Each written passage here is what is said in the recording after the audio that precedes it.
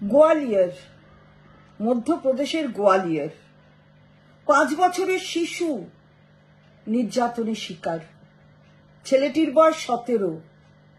ধর্ষণ হলো, আর শুধু তাতেই থেমে থাকলো না, মাথা ফাটিয়ে দেওয়া হলো, দেওয়ালে মাথা আছড়িয়ে ফাটিয়ে দেওয়া হলো।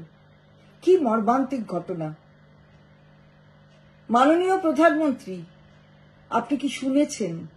আপনি কি জাগ্রত হচ্ছেন? কবে জাগবেন? মধ্যপ্রদেশ তো ধর্ষকদের স্বর্গ রাজ্যে পরিণত হয়েছে। মধ্যপ্রদেশের মুখ্যমন্ত্রী শ্রীযুক্ত মোহন যাদব, তিনি একেবারে স্বর্গ রাজ্যে ধর্ষকদের এক রাজ্য হিসাবে মধ্যপ্রদেশকে পরিণত করেছেন।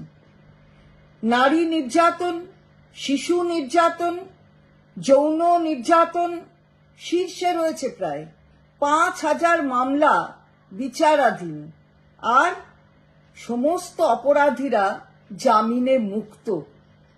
আজকে আমাদের কথা নয়, এটা এনসিআরবি রিপোর্ট, তাতেই বলছে যে এই বিজেপি শাসিত রাজ্যগুলি যেমন গুজরাট, রাজস্থান, মধ্যপ্রদেশ, উত্তরপ্রদেশ একেবারে মহিলা নির্যাতনের, শিশু নির্যাতনের শীর্ষে।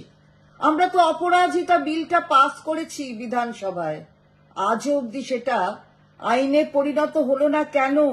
কেন্দ্রীয় সরকার কি পদক্ষেপ নিচ্ছেন? জবাব দেবেন কি?